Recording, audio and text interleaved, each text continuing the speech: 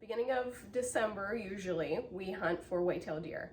And after we get that deer, we have to gut it, we have to remove the hide, and we have to hang it for a couple of days.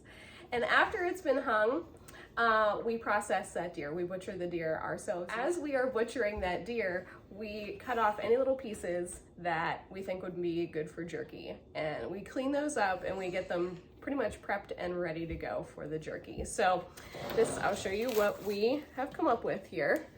This is our little bowl of meat. If I had to guess, I'd say this weighed about 2 or 3 pounds.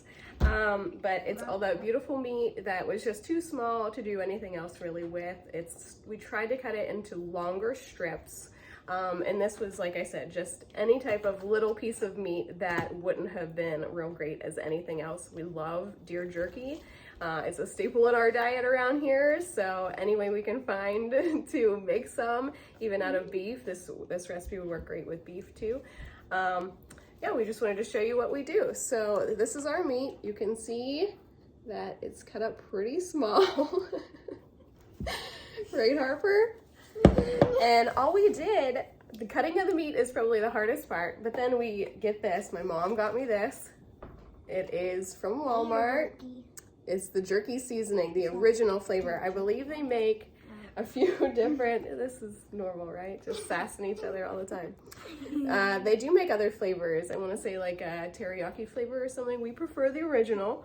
And this actually will make like 15 pounds of jerky, and that's the wet weight of the meat. And obviously, like I said, we have probably 3 pounds here, so I wasn't going to use all of this. In this box, there were 2 packets, and one is the salt and one is the seasoning, and you use equal amounts of both of those.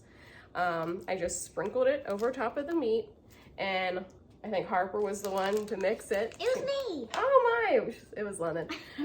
So they mixed it really, really well, and then we just covered it with some plastic wrap, and we put it in the fridge, and we put it in the fridge for about 48 hours.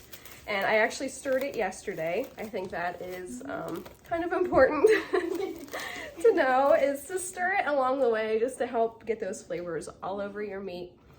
Oh, they're back. So from here, we have our meat. It's been cut, it's been marinated, it smells delicious. The next step is the dehydrator. And I've had this dehydrator probably forever. It's the Oster brand, probably from Walmart, because that's like our main shopping place out here in the sticks.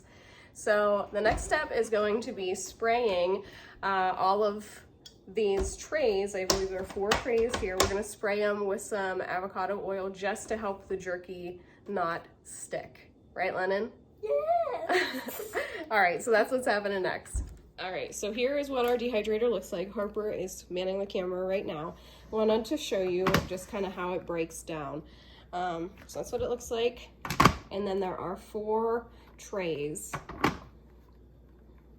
They all look exactly the same. And then there is a lid up top. So all we're gonna do is we're just gonna spritz these real quick with avocado oil. You don't have to be perfect. Smells like bread.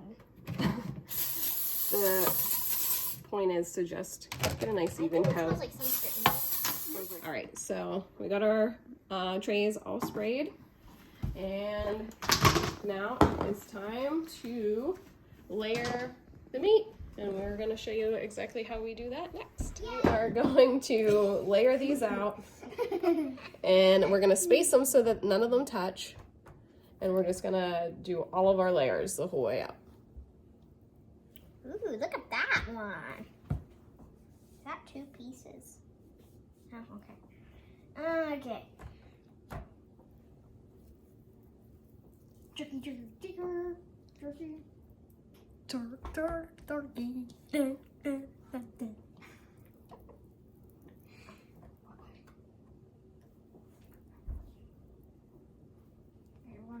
So we'll be keep doing this for all 4 trays, right? Yep.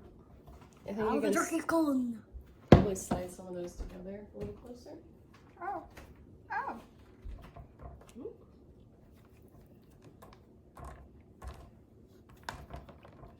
They will shrink.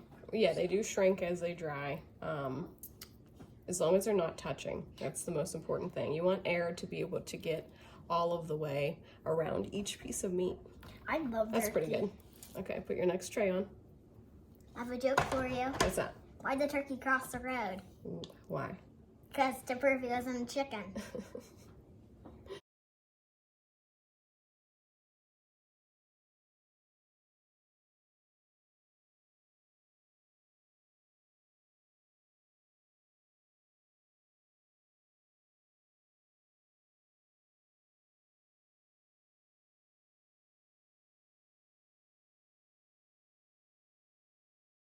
So as you can see, they're just about done putting all that jerky on the trays. From here, we're literally just gonna put the lid on and I'll do the lid. It's disgusting. Go wash your hands, please. So I am going to get down here where you can see me. I am gonna just put the lid on and then we're gonna plug it in and I'll kind of do some time lapse here as the jerky goes and as it dries. It's gonna shrink up and we'll give you some feedback on what we think of this jerky seasoning from Walmart again. All right, so we're gonna take this and plug it in and get it drying.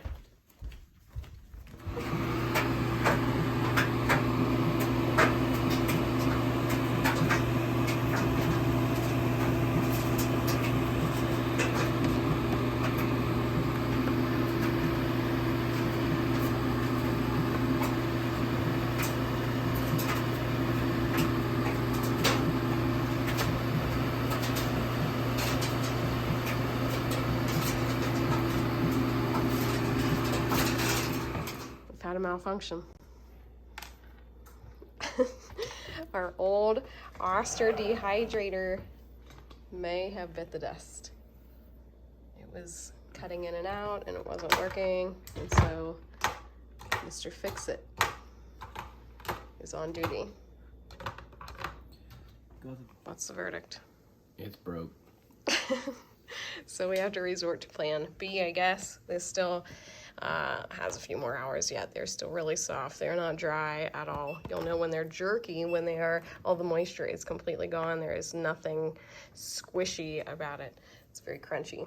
So what I'm gonna do is I'm just gonna put some parchment paper down on this cookie sheet.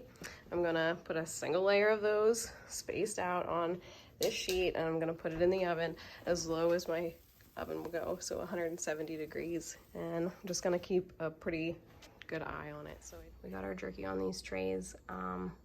Like I said, our dehydrator bit the dust, so this is our last resort until we can get a new one. We just laid them out on a thin layer, tried not to touch the pieces together, and the oven is at 170 degrees. And we're just gonna keep a pretty close eye and check them probably every half hour or so.